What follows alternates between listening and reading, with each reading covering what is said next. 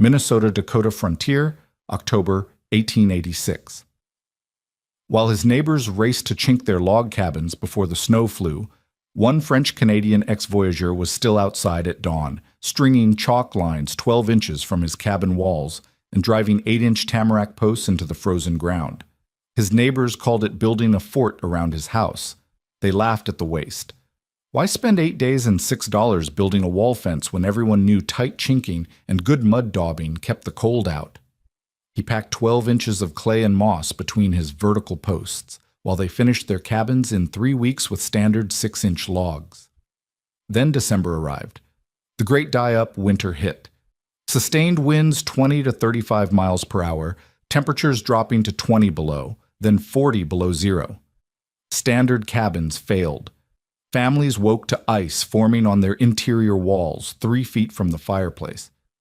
But that wall fence, it kept his cabin running 24 degrees warmer than his neighbor's cabin using the exact same amount of firewood. What did this ex-voyageur understand about wind, heat loss, and continuous air sealing that frontier logic completely missed? If you value stories of practical wisdom that stood the test of time, make sure to subscribe. We've got more documented accounts worth remembering. Comment your city and time. We love reading where these documentaries reach. The first neighbors arrived before full daylight, drawn by the sound of the auger biting into frozen earth. They found Pierre Lacroix stringing a chalk line exactly 12 inches from his cabin's north wall, marking holes with mathematical precision every 12 inches along the perimeter. The October morning was sharp enough to frost breath, but Lacroix worked in shirt sleeves, his movements deliberate and unhurried. Behind him lay a neat pile of tamarack posts, each 7 to 8 inches in diameter, each cut to 8 feet 6 inches and peeled clean of bark. "Expecting Sioux arrows, Pierre?" called out Henrik Olsen, the Norwegian stockman whose own cabin sat a quarter-mile south. "Or maybe ghosts need keeping out?" The joke drew chuckles from the small crowd gathering to watch this curiosity unfold. Word traveled fast in a settlement of fewer than 30 families, and Pierre Lacroix building something that looked suspiciously like a fort around his perfectly good cabin was news worth witnessing. Lacroix paused in his work long enough to tip his wool cap. "Just keeping the wind honest, Henrik." He resumed boring his pilot holes, each one exactly 30 inches deep, measured twice with a marked stick. The neighbors exchanged glances that said what frontier politeness wouldn't. The French-Canadian had finally lost his mind. The conventional wisdom was ironclad and proven by generations of frontier experience. A proper cabin meant horizontal logs, 6 to 8 inches in diameter, scribed tight and chinked with moss and mud daubing. Lincoln himself had built this way, and every settler worth his salt knew that if you couldn't see daylight through your chinking, your cabin was tight enough. Fuel was cheap, prairie hay for the cutting, deadfall timber in every creek bottom, oak and cottonwood for the hauling. Labor was dear, and time was everything. A smart man got his walls up in 3 weeks, spent his remaining energy on barns and fencing, and burned a cord to a cord and a half per month through the cold season like everyone else. But Pierre Lacroix had different mathematics in his head, learned during 15 years moving freight along the Red River cart routes and wintering at trading posts from Prairie du Chien to Fort Snelling. He had seen Poteaux-en-terre construction at French colonial settlements, vertical posts set tight in the earth, horizontal wales binding them together, and the gaps between filled with clay and moss, or clay and chopped straw. He had slept warm in palisaded storehouses while horizontal log cabins drafted like sieves in the same wind. He knew what happened when prairie gusts found every seam in stacked timber, and he had no intention of shivering through another Dakota winter for want of proper wind deflection. The work took shape with methodical precision. Each tamarack post went into its augured hole exactly 30 to 36 inches deep, depending on the frost line, and was tamped solid with clay and stone. The post stood 12 inches from the existing cabin wall on all sides, creating a uniform gap that would become the heart of his thermal system. At the tops, he lashed willow wales horizontally, then spiked a 2-inch plank cap that would shed water from the infill below. His neighbors continued their commentary as the palisade grew. "Looks like he's fixing to stand off a siege," observed Thomas Müller, the German-Russian farmer who ran cattle on the section east of town. "That's a powerful lot of work for something that ain't broke." The township road overseer, a Yankee named Samuel Foster, whose own cabin boasted the tightest chinking for miles around, shook his head at the waist. "Count them posts, boys.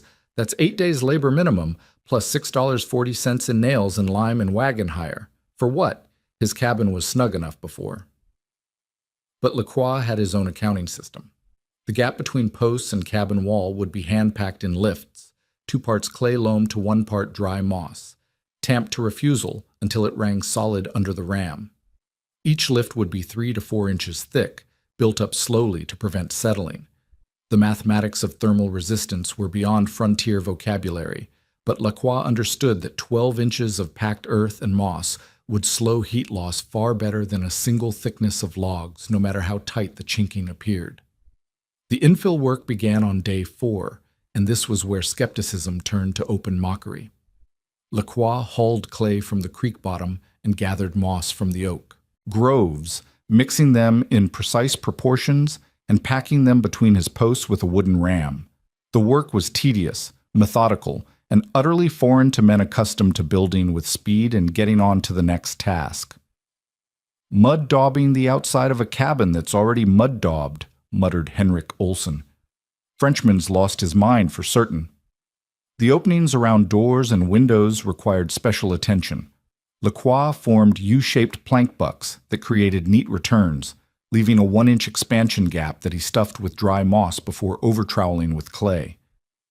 Every detail served a purpose learned from years of watching how weather found its way into buildings and how continuous barriers defeated weather more effectively than patched repairs.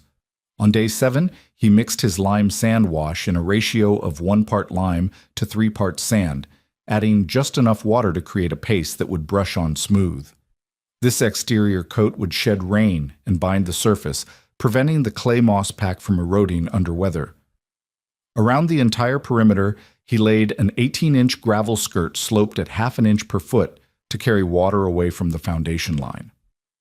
By day 8, the work was complete. The finished structure looked like exactly what the neighbors had said: a wall fence around a cabin, built by a man who had more time than sense. Pierre Lacroix hung a spirit thermometer 5 feet above his cabin floor and noted the date, October 28, 1886. His neighbor Samuel Foster hung an identical thermometer in his own cabin, partly from scientific curiosity and partly to document just how little difference all this foolishness would make.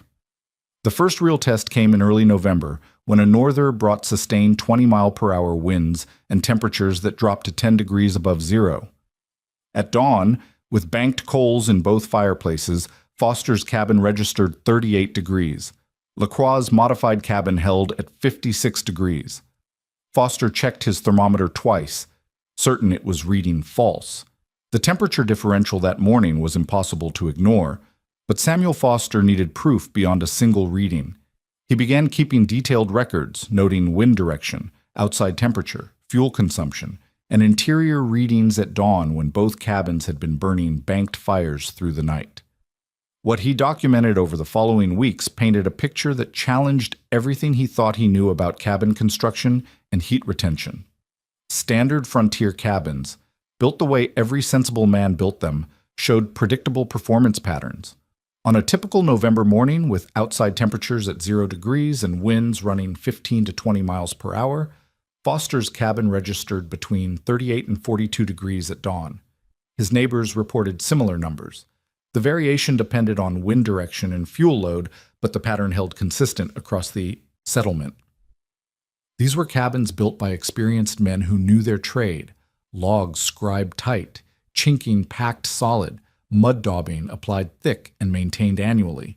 But the numbers told only part of the story. Foster began testing for air infiltration using candle flames, moving the lit candle along his walls and watching for deflection that would indicate draft.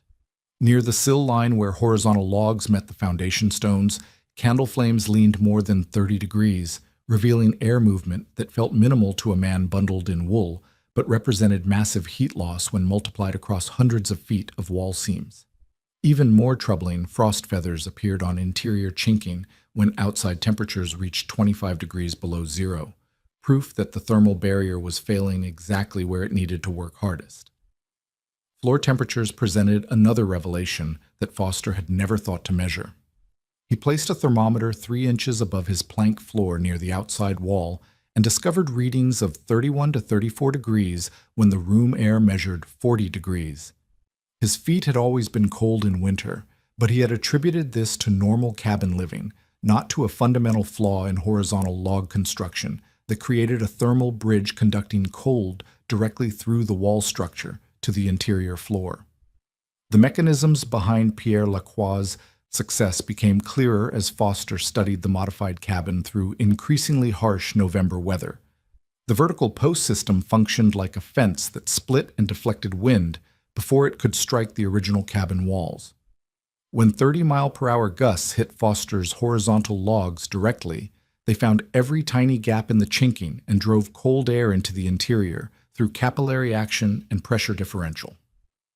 The same wind hitting Lacroix's outer palisade lost much of its force in the 12-inch gap, arriving at the inner cabin walls as gentle currents rather than driving pressure. Air sealing represented the most significant difference between the two systems. Horizontal logs, no matter how carefully scribed, created long seam lines where timber met timber along the entire length of each wall. Seasonal shrinkage opened these seams incrementally, and while careful maintenance could reduce the problem, it could never eliminate it entirely. Lacroix's vertical posts, packed with continuous earth and moss, had no long horizontal seams to fail. The entire 12-inch barrier formed a monolithic shell that moved as one unit, expanding and contracting uniformly rather than opening discrete gaps. The thermal barrier itself performed beyond what frontier common sense suggested possible. 12 inches of packed earth and moss created a thermal lag that smoothed temperature swings and reduced heat loss through conduction. While Foster's cabin walls transmitted cold directly from outside air to interior surfaces, Lacroix's walls absorbed and stored modest amounts of heat during warm periods and released it slowly during cold snaps. The effect was subtle but measurable. Interior temperatures that varied less dramatically and required smaller fires to maintain comfort. Moisture management proved equally important as temperatures dropped toward winter's serious cold. Lacroix's lime sand wash shed rain and snow before they could penetrate the clay moss pack, while his 18-inch gravel skirt prevented capillary rise that could saturate the thermal barrier from below. The vertical posts remained dry and stable, maintaining their structural integrity and thermal performance through freeze-thaw cycles that caused horizontal logs to check and gap. Foster's measurements through late November and early December documented performance differences that had practical implications for fuel consumption and daily comfort. With a modest fire, one 18-inch armload of oak per hour, Lacroix's modified cabin maintained evening interior temperatures of 56 to 60 degrees when outside readings showed 10 degrees above zero. Foster's cabin, burning identical fuel loads under the same conditions, struggled to reach 40 degrees and couldn't maintain that temperature without constant attention to the fire. The neighbor who lived closest to both cabins, a Métis carpenter named Baptiste Dubois, conducted his own informal tests using smoke to visualize air movement. A handful of damp leaves thrown on banked coals produced enough smoke to reveal draft patterns that were invisible under normal conditions. At Foster's cabin, smoke was drawn toward walls, windows, and door frames, indicating negative pressure that pulled cold air into the interior through every available gap. At Lacroix's cabin, smoke rose straight up and dispersed evenly, showing minimal infiltration and balanced air pressure. Word of these findings traveled through the settlement with the kind of skeptical curiosity that frontier communities brought to any claim that challenged established practice. Men who had built dozens of cabins using proven methods were reluctant to believe that a wall fence could outperform traditional construction by such dramatic margins. Some attributed the differences to measurement error or seasonal variation. Others suggested that Lacroix's original cabin had been unusually tight to begin with, making the comparison invalid, but the approaching winter would test more than theories and measurements. Weather reports from railroad stations to the south carried warnings of an unusual weather pattern developing across the northern plains. High-pressure systems stalling over Canada, while low pressure tracked repeatedly across the Dakotas and Minnesota. The combination promised sustained cold, heavy snow and winds that would find every weakness in every structure across the frontier. December 1886 was shaping up to become the kind of winter that separated adequate preparations from survival necessities, and Pierre Lacroix's wall fence was about to face its definitive examination. The blizzard announced itself on December 15th with a temperature drop that fell 20 degrees in 4 hours, followed by winds that built steadily from 15 miles per hour at sunset to sustained 35-mile-per-hour gusts by midnight. What began as routine December weather became something far more serious when the storm stalled over the northern plains instead of moving through. For 10 consecutive days, the settlement endured conditions that would later be recorded as the opening phase of the Great Die-Up winter. Temperatures that bottomed out at 28 degrees below zero, sustained winds that never dropped below 20 miles per hour, and snowfall that accumulated faster than it could drift away. Samuel Foster had prepared for the test by rationing fuel to create a fair comparison between his cabin and Pierre Lacroix's modified structure. Both men agreed to burn no more than 3/4 of a cord per month, using mixed oak and cottonwood cut to 16 to 18-inch lengths that would fit their fireboxes without waste. The fuel came from the same deadfall grove, split by the same men, and seasoned in the same woodlot. Foster maintained his thermometer log with scientific precision, recording interior temperatures at midnight and dawn, noting wind conditions and fuel consumption with the thoroughness of a man whose skepticism demanded proof. The first night of serious cold provided data that surprised even Foster, who had expected some advantage for the modified cabin, but nothing approaching the measured differences. Outside temperatures reached 28 degrees below zero, with sustained 25-mile-per-hour winds that drove snow horizontally across the prairie. Foster's cabin, with his stove running on low and burning one 18-inch oak split per hour, maintained 30 degrees at midnight and dropped to 23 degrees by dawn. Ice formed on his interior, chinking despite the fire, and his floor thermometer registered 26 degrees near the outside wall, cold enough that stored potatoes would have frozen solid. Pierre Lacroix's modified cabin, burning identical fuel under the same conditions, held 47 degrees at midnight and 44 degrees at dawn. His floor edge temperature remained at 40 degrees throughout the night, and no ice formed on any interior surface. The difference was 21 to 24 degrees warmer throughout the night, a gap that represented the distinction between uncomfortable survival and genuine warmth.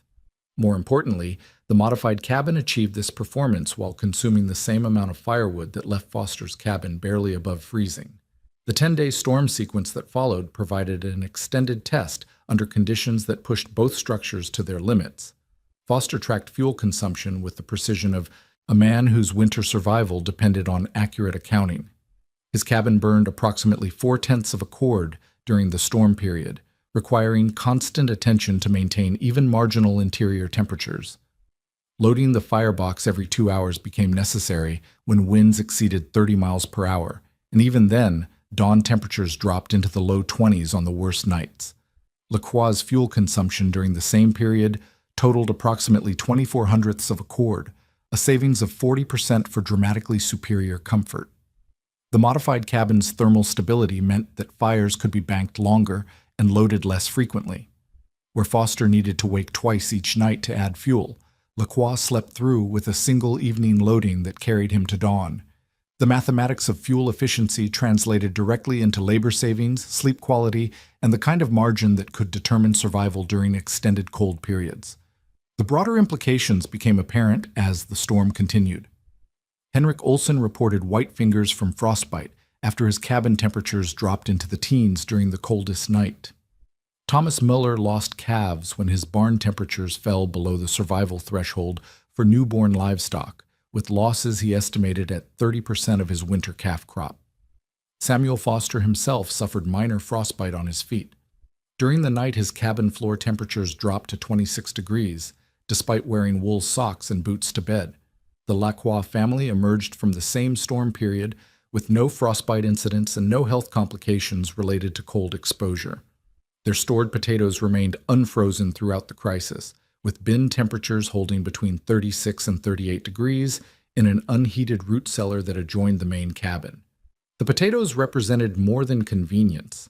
They were a critical vitamin source that could prevent scurvy during the months when fresh vegetables were unavailable. The ability to store them successfully through extended cold periods provided a nutritional advantage that complemented the thermal benefits of the modified cabin design. Wind effects became increasingly obvious as the storm progressed, and neighboring cabins showed signs of structural stress from repeated pressure cycling. Foster's cabin developed new chinking gaps as horizontal logs shifted under thermal expansion and wind load, requiring daily maintenance to prevent drafts from becoming serious heat loss problems. The constant pressure and release cycle as gusts struck and subsided gradually loosened mud daubing and opened seams that had been tight at the beginning of the storm. Lacroix's palisade system distributed wind loads across multiple vertical posts rather than concentrating stress on horizontal joints, and the continuous earth moss packing moved as a unit without developing discrete failure points. The outer posts absorbed and deflected wind energy before it could reach the inner cabin walls, and the flexible clay moss pack accommodated minor movement without cracking or pulling away from the timber framework. The settlement's general store, run by a German immigrant named Wilhelm Brenner, who served as unofficial record keeper for the community, documented the broader impact of the December storm through his sales ledger and temperature records. Brenner tracked lamp oil consumption, which increased dramatically as families struggled to supplement inadequate heating with additional light sources that threw modest heat. He noted medical visits for frostbite treatment and recorded the dates when neighbors requested credit for additional firewood beyond their normal winter provisions. By Christmas Day, when the storm finally broke and temperatures moderated to 10 degrees below zero with light winds, the performance difference between conventional and modified cabin construction had been documented under conditions severe enough to provide definitive data. Foster's measurements showed that the wall fence concept had delivered exactly what Pierre Lacroix had promised: substantial fuel savings combined with interior temperatures that remained comfortable rather than merely survivable throughout the worst weather the northern plains could deliver. The morning after Christmas brought Samuel Foster to Pierre Lacroix's door with a hatchet over his shoulder and genuine humility in his voice. The same man who had called the wall fence a waste of time and money now asked for the lime recipe and post-spacing measurements. Foster's request marked the beginning of a quiet turnabout that would spread through the settlement without fanfare or dramatic announcements. Neighbors simply appeared with tools and questions, drawn by the undeniable evidence of measured temperature differences and fuel savings that could mean the difference between comfort and suffering through the remaining winter months. Lacroix responded to these requests by handing out practical information rather than satisfaction at being proven right. He understood that frontier survival depended on shared knowledge, and that winter was far from over for any of them. The retrofit process he outlined was straightforward enough for competent men to complete, but it required attention to details that could make the difference between success and expensive failure. The layout process began with snapping a chalk line 12 to 14 inches from the existing cabin walls, depending on available space and the builder's assessment of wind exposure. Lacroix recommended the wider spacing for cabins that faced prevailing northwest winds directly, and the narrower spacing for structures with some natural windbreak protection. Corner returns required careful squaring to ensure the palisade enclosed the cabin completely without gaps that could channel wind into the thermal barrier system. Post selection demanded more care than most settlers initially realized. Straight timber 6 to 8 inches in diameter worked best, with tamarack or oak preferred for their rot resistance and structural stability. Each post needed to be set 30 to 36 inches deep, depending on local frostline conditions, and tamped with clay and stone to prevent settling that could compromise the continuous infill later. Center-to-center spacing of 12 to 14 inches provided optimal support for the packed earth moss barrier while using reasonable quantities of timber. The drainage foundation represented a critical step that many frontier builders overlooked in their hurry to complete visible progress. Lacroix specified an 18-inch gravel skirt around the entire perimeter, sloped at half an inch per foot to carry water away from the post line and prevent capillary rise that could saturate the thermal barrier from below. Men who had built dozens of cabins without considering foundation drainage found themselves learning techniques that trading post carpenters had used for decades in wet climates. Infill work required patience that tested men accustomed to measuring progress by linear feet of wall completed per day. The clay moss pack went in using lifts of 3 to 4 inches at a time, mixed in proportions of 2 parts clay to 1 part moss, or 3 parts clay to 1 part chopped straw when moss became scarce during winter months. Each lift required tamping to refusal, the point where the ram rang solid against packed material, before adding the next layer. Rushing this process created settling problems and thermal gaps that defeated the entire system. Door and window openings demanded special attention to maintain the continuous thermal barrier while accommodating the structural movement that occurred in frontier buildings. Lacroix formed plank bucks that created neat U-shaped returns, leaving a 1-inch compressible joint packed with dry moss and over-troweled with half an inch of clay. This detail accommodated seasonal expansion and contraction while maintaining the air seal that made the system effective. The finish work involved mixing lime sand wash in a ratio of 1 part lime to 3 parts sand, creating a weather-shedding surface that protected the clay moss pack from rain and wind erosion. The lime wash required annual maintenance. Spring recoating became part of the seasonal routine, but it prevented the kind of gradual deterioration that could compromise thermal performance over multiple years of frontier weather exposure. Thomas Muller became the first neighbor to complete a retrofit, finishing his palisade installation in 6 days with help from his teenage sons and Baptiste Dubois, the Métis carpenter who had advised Lacroix on the original construction. Muller's German-Russian background included experience with clay plasters and earthen construction techniques, which translated well to the packed infill requirements.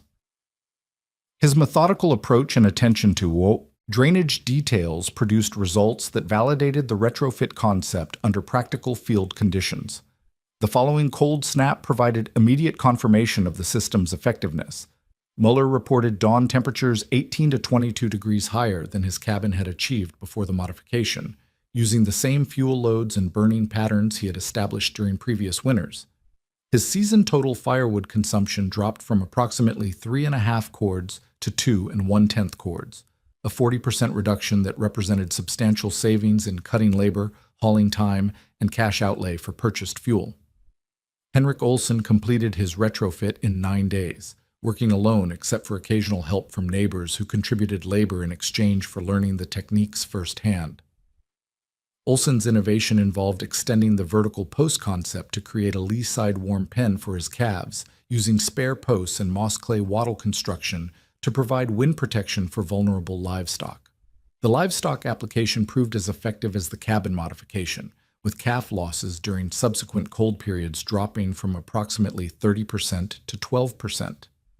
Wilhelm Brenner, the storekeeper who had documented the December storm's impact, tracked the community's adoption of palisade construction through his sales records of lime, nails, and gravel hauling services.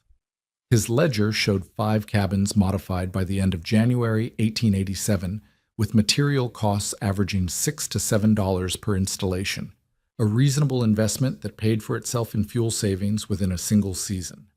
The spring thaw provided the final validation of construction quality, when thermal cycling revealed the durability differences between conventional and modified cabin systems. Foster's horizontal log cabin showed fresh checking in multiple locations where repeated freeze-thaw cycles had stressed the timber, requiring extensive recalking and chinking repair. The modified cabins showed no new gaps or thermal failures, with floor edge temperatures remaining above 36 degrees throughout the March thaw period, when conventional cabins struggled to stay warm during cool nights. Baptiste Dubois, whose knowledge of French colonial palisade techniques had informed the original design, found himself teaching the system to men who had initially dismissed vertical post construction as primitive. His role evolved from occasional advisor to acknowledged expert in a building method that combined traditional knowledge with frontier materials and climate requirements. The quiet spread of his techniques represented a victory for practical wisdom over conventional assumptions about proper construction methods. By the winter of 1887 to 1888, 5 cabins in the settlement had acquired palisade shells, and the technique was spreading beyond residential construction into practical applications that demonstrated the versatility of continuous thermal barriers. Henrik Olsen's success with livestock protection had inspired similar installations at 3 other farmsteads, where settlers discovered that the same principles that kept cabins warm could create microclimates that improved animal survival rates during extreme weather events. The adoption curve followed practical rather than theoretical lines. Men who had witnessed measured temperature differences and documented fuel savings during the previous winter's crisis were willing to invest the time and materials required for retrofit work. Those who had not experienced the system firsthand remained skeptical, creating a community divided between early adopters who understood the thermal dynamics and traditional builders who trusted conventional methods that had served their fathers adequately.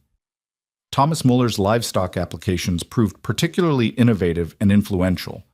After observing how his modified cabin created a lee-side warming effect, he constructed a series of connected wind baffles using the same vertical post and packed earth technique around his barn and feeding areas.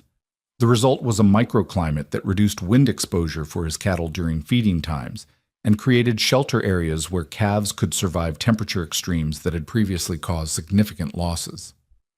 Muller's detailed records showed calf mortality dropping from 30% during the previous winter to 12% after installing the wind baffle system. The improvement translated directly into increased income from livestock sales, making the palisade technique profitable beyond its fuel-saving benefits.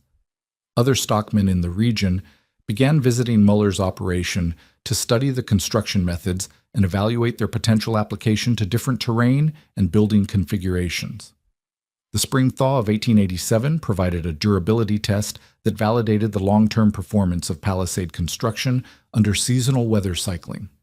Samuel Foster's horizontal log cabin required extensive maintenance after the harsh winter, with new gaps appearing where thermal expansion and contraction had stressed the timber joints.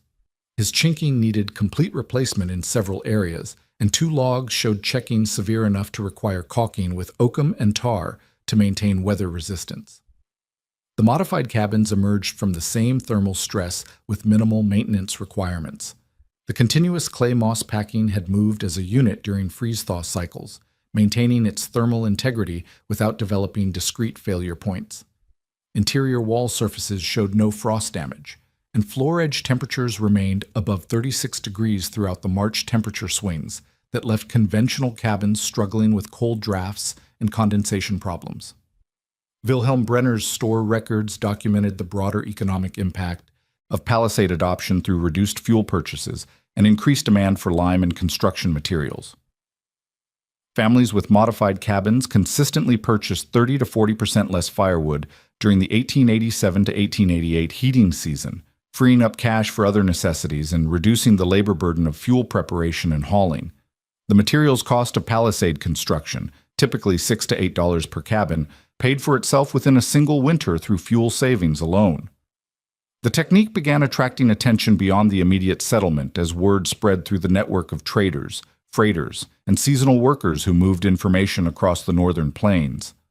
Baptiste Dubois found himself teaching palisade construction to men from settlements 30 and 40 miles away, where similar climate conditions made the technique applicable to existing cabin stock and new construction projects. Regional fit became apparent as the method proved adaptable to different timber resources and local materials. Settlers in oak-rich areas used oak posts, while those near pine forests adapted the technique to available softwoods with appropriate adjustments to post diameter and spacing. Clay quality varied by location, but the basic mixture ratios remained consistent, and alternative binders like chopped straw or dried grass provided adequate substitutes where moss was scarce. James Crawford, a contract carpenter who built bridges and schools for the county, began incorporating wind baffle principles into public building specifications after observing the fuel savings achieved by modified cabins. His documentation of palisade techniques in township work notes represented the transition from individual innovation to accepted regional practice, providing detailed construction guidance that standardized the method for use by other builders. Crawford's school building applications proved particularly successful in reducing heating costs for rural districts that struggled to maintain comfortable temperatures in single-room schoolhouses during winter months. A modified school shed in the township southeast of the settlement achieved heating cost reductions of approximately 45% while maintaining interior temperatures adequate for student comfort during the coldest weather periods. The historical context of French colonial palisade construction provided validation for techniques that American frontier builders had initially dismissed as foreign and impractical. Research into trading post records and military construction documents revealed that vertical post techniques with earth moss infill had been used successfully throughout the Great Lakes region and Mississippi Valley for more than a century before Pierre Lacroix applied them to civilian cabin construction on the northern plains. British-American frontier traditions had favored horizontal log construction for speed and familiarity. But this preference had created a regional building culture that prioritized rapid construction over thermal efficiency. The success of Lacroix's modification demonstrated that blending construction traditions could produce superior results when environmental conditions demanded maximum thermal performance from available materials and labor resources. Fur trade personnel, including French-Canadian voyageurs and Métis craftsmen, had maintained knowledge of vertical post techniques throughout the American territorial period, but this knowledge had rarely transferred to permanent settlement construction until individual innovators like Lacroix and advisors like Baptiste Dubois demonstrated practical applications under frontier conditions. The Great Die-Up Winter provided the environmental pressure necessary to overcome cultural preferences for familiar building methods. Modern analysis would recognize Lacroix's wall fence as an early example of continuous insulation combined with air sealing and wind baffling, principles that would not become standard in American residential construction for another century. The measured 24-degree interior temperature advantage and 40% fuel savings documented during the 1886 to 1887 winter represented thermal performance that exceeded most frontier construction by margins that determined survival rather than mere comfort during extreme weather events. The final lesson that emerged from the Palisade experiments was elegantly practical. On the northern plains frontier, the man who planned for wind pressure and built continuous barriers against it burned substantially less wood, maintained warmer living conditions, and created margins of safety that proved decisive when environmental conditions exceeded normal seasonal parameters. The technique that neighbors had initially mocked as building a fort around a house had demonstrated its worth through measured results that could not be dismissed or explained away by conventional frontier building wisdom.